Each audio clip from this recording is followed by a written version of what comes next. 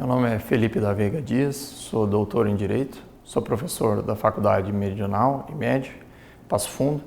Estou aqui hoje para falar sobre a questão dos direitos fundamentais da criança e do adolescente e a questão da criminalidade digital. Primeiramente, queria agradecer ao convite da professora Célia Abreu para falar aqui nesta conferência e vou também agradecer à Universidade Federal Fluminense essa oportunidade, certo? Então, vamos começar aqui pela questão dos direitos da criança e do adolescente, certo? Então, inicialmente falar da teoria da proteção integral, que é a nossa base de reflexão sobre todos os elementos normativos do direito da criança e do adolescente, certo? Então, ela vai fazer uma nova reflexão, ou seja, eu vou ter todo um novo arcabouço normativo a partir da teoria da proteção integral. Por quê? Ela não serve simplesmente para fundamentar o sistema, mas para pautar toda uma nova interpretação. Desse modo, quando eu observar as bases normativas, como a Constituição Federal e o Estatuto da Criança e do Adolescente, eu tenho que ter em mente sempre a teoria da proteção integral, que está lá prevista na Constituição Federal e acaba tendo suas especificações trazidas pelo Estatuto da Criança e do Adolescente. Okay? Dentro dessa lógica, eu acabo trabalhando com a teoria da proteção integral, especificamente aqui no chamado trinômio da liberdade, respeito e dignidade. Esses três elementos previstos nos artigos 16, 17 e 18 do Estatuto acabam me trazendo o quê? Toda uma especificação para a teoria da proteção integral dentro desses elementos, obviamente, de respeito e dignidade, mas também de liberdade, que vão acabar construindo os direitos fundamentais da criança e do adolescente. Okay? Isso também pauta a teoria da proteção integral com o que eu tenho a chamada tríplice responsabilidade compartilhada. A tríplice responsabilidade compartilhada vai trazer o Estado, a sociedade e a família como entes igualmente responsáveis num processo de cooperação. Isso significa dizer que esses três entes não vão agir simplesmente de forma subsidiária, ou seja, quando um não age, o outro entra em ação. Aqui a lógica é sempre da cooperação. Então, a teoria da proteção integral acaba trazendo para dentro da tríplice responsabilidade compartilhada esse processo de agregação, porque necessariamente esses entes vão cooperar para conseguir realizar as questões de direitos fundamentais da área da infância e não mais aguardar o quê? A negativa de um para uma ação positiva de outro. Isso significa uma lógica diferente de atuação. Além disso, a teoria da proteção integral também se especifica e se compatibiliza com alguns princípios dentro do direito da criança e do adolescente. Dois princípios básicos são o princípio do melhor interesse e o princípio da prioridade absoluta. O princípio do melhor interesse acaba trazendo necessariamente uma renovação na visão anterior, porque o período anterior, as teorias antecessoras da teoria da proteção integral, teorias menoristas, traziam necessariamente com o princípio do melhor interesse uma visão paternalista. Isso agora acaba sendo afastado e trazendo uma lógica de sujeito cidadão, como trabalha a professora Veronese. Por quê? Eu acabo trazendo a criança e o adolescente não apenas como um sujeito passivo, um objeto da ação interventiva do Estado, mas também, e da família, mas também como um sujeito ativo, participante, concretizador dos seus próprios direitos, certo? Além disso, eu tenho o princípio da prioridade absoluta, que vai me trazer não somente uma questão de eu saber e dar prioridade aos direitos fundamentais da criança e do adolescente na sua efetivação, mas também, inclusive, afetando os gastos públicos. Dessa forma, se eu tiver que efetivar políticas públicas, deve haver sempre uma prioridade absoluta para crianças e adolescentes neste processo. Ok? E por último, eu tenho também os direitos fundamentais.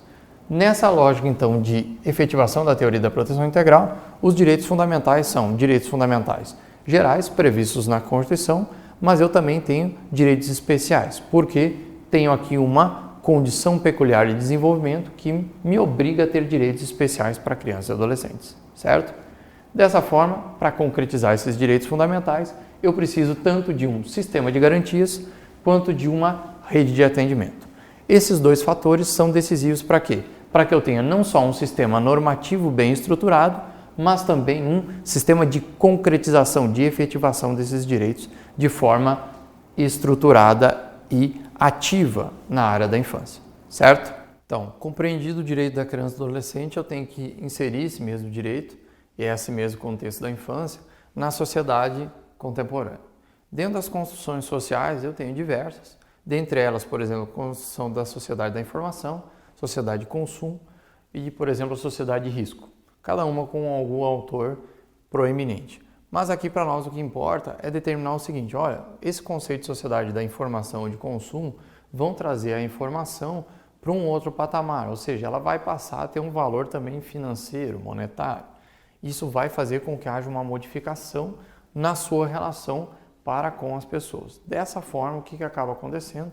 Eu tenho um direito à informação hoje mais vulnerabilizado, muitas vezes, e algumas vezes também mais efetivado. Eu tenho as duas questões balanceadas, certo? Por quê? Eu tenho novos mecanismos de comunicação, e esses novos mecanismos de comunicação vão me oportunizar novas questões na área dos direitos fundamentais, especificamente de expressão, informação, a própria privacidade, ok? Então, um exemplo disso é a internet, que é aqui o que nos importa, ok?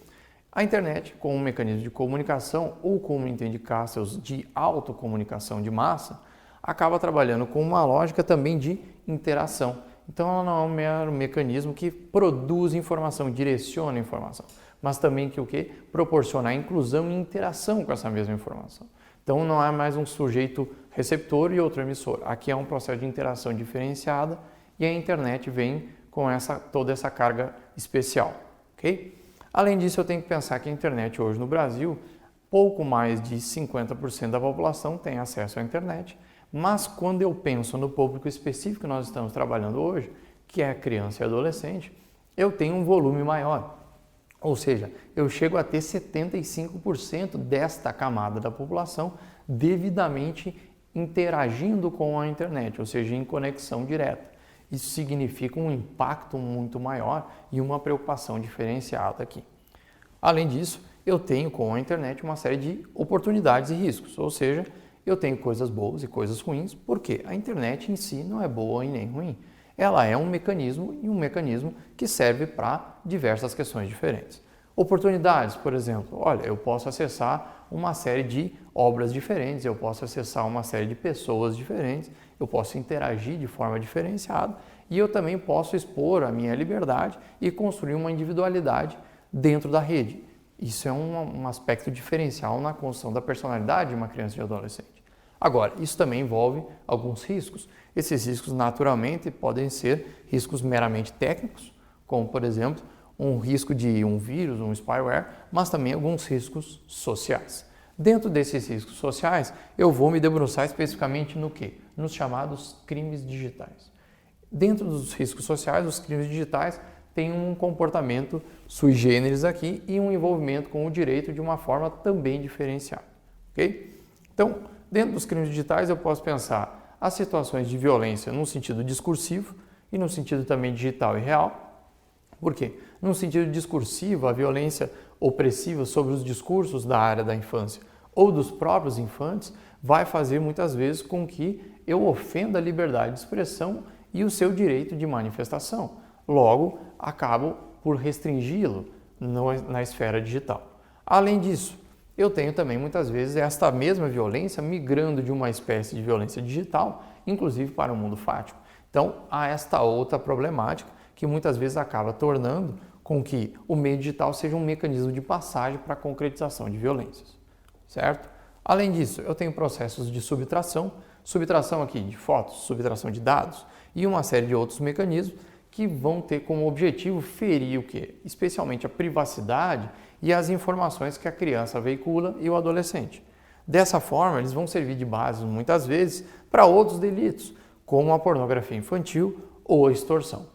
Esses mecanismos de subtração de dados também podem servir para finalidades financeiras e de outros objetos de marketing ou atividades mercadológicas que aqui não são de tanto o nosso interesse.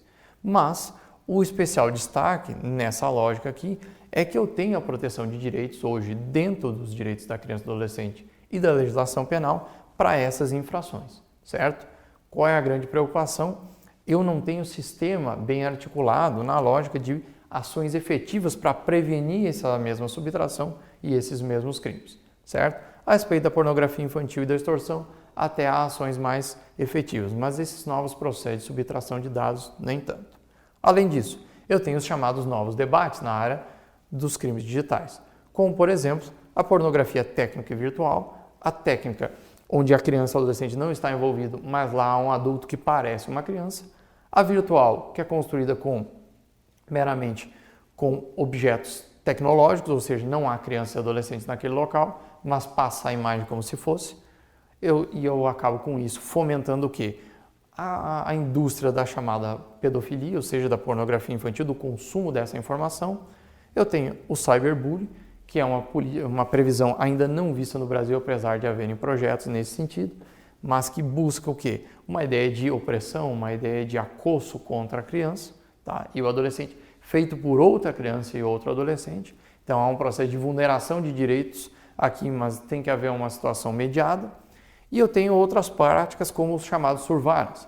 E o grande perigo do surveillance é necessariamente o quê? Ele foge desse debate de crime digital no sentido de que é uma tentativa dos pais ou dos responsáveis de proteger a criança, mas que muitas vezes acaba lesionando, ofendendo seus direitos fundamentais. Ou seja, eu rastreio o meu filho, eu coloco um aplicativo no celular dele e eu acabo muitas vezes vendo as suas conversas pessoais, as suas manifestações de individualidade e acabo o quê? Ofendendo, vulnerando direitos, certo?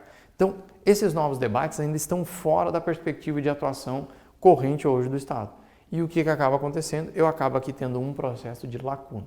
Então, eu tenho uma vazão aqui nesse sentido no sistema da área da infância que me proporciona o quê? Ofensa a esses direitos fundamentais.